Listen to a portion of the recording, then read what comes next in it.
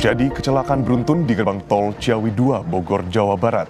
8 orang meninggal dan 11 orang luka-luka. Kecelakaan beruntun terjadi di gerbang tol Ciawi 2, Kabupaten Bogor, Jawa Barat. Kecelakaan diduga dipicu truk yang mengalami remblong. Kecelakaan beruntun terjadi di gerbang tol Ciawi 2, Jawa Barat. Kecelakaan terjadi pukul 23.35 waktu Indonesia Barat tadi malam.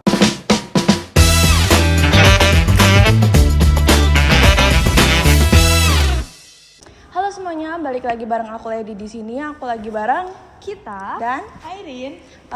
Jadi gimana nih kabar kalian? Alhamdulillah baik. Aku juga baik. Gimana kamu sendiri? Alhamdulillah aku juga baik. Nah, alhamdulillah banget kan kita lagi sama-sama baik.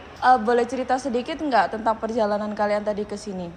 Maaf banget ya tadi aku telat dikit. Soalnya tadi itu kan aku lewat tol. Tapi di tol tuh arusnya lagi rame. Jadi kayak lama gitu. Ngomong-ngomong soal tol, kalian tahu nggak sih baru-baru ini ada kecelakaan di gerbang tol itu? Gerbang tol Ciawi itu bukan? Iya benar itu. Tahu. Nah ini bisa nih buat pembahasan topik kita hari ini. Kamu tahu nggak sih Gita soal itu atau pernah dengar gitu?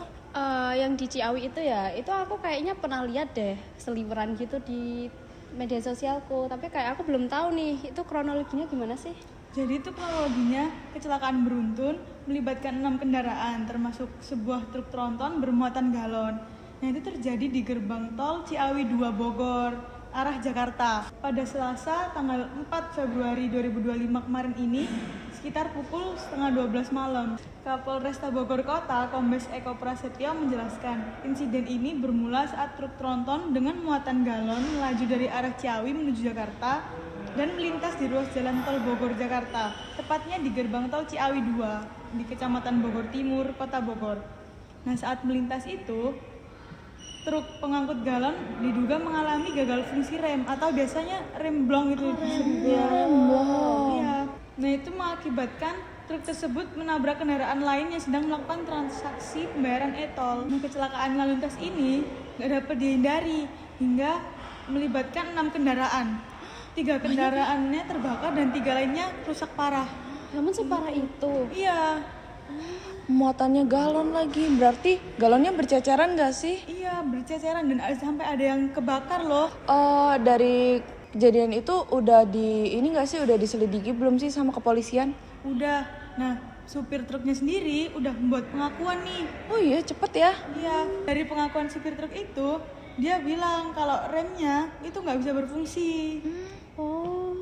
Berarti dia tidak berfungsi secara baik di tengah-tengah perjalanan gitu mungkin ya? Iya. Tapi itu supir truknya dapat sanksi nggak sih? Iya dapat. Dia terancam 12 tahun penjara. Nah itu berarti harusnya perusahaan tuh kayak ngelihat lagi kayak keselamatan dan kesehatan kerja buat karyawan dan juga kendaraan-kendaraan yang dipakai. Iya benar-benar setuju itu. Harusnya gitu nggak sih dari awal buat antisipasi juga kan? Terus menurut kalian solusi biar meminimalisir adanya kejadian-kejadian remblong lagi ke depannya tuh gimana sih? Menurut Airin sendiri gimana sih solusinya? Kalau menurutku sih kan udah ada tuh peraturan buat pembatasan jumlah berat muatan. Nah itu harusnya sebelum berangkat dicek lagi apa itu melebihi batas apa tidak. Tuh. Benar-benar. Dan kita juga harus taat peraturannya ya, Iya, semua perusahaan benar. ya. Terus kalau menurut kamu? Kalian pernah tahu nggak sih kayak ada teknik buat ngerem truk-truk yang bermuatan besar itu. Jadi seharusnya dari perusahaan sendiri membekali orang-orangnya untuk bisa teknik-teknik ngerem seperti ini supaya bisa meminimalisir resiko terjadinya remblong seperti ini. Kalau dari Lady sendiri gimana? Kalau menurut aku berdasarkan pengakuan supir yang udah dijelasin sama Airin tadi, supir kan bilang kalau misalnya rem itu nggak berfungsi.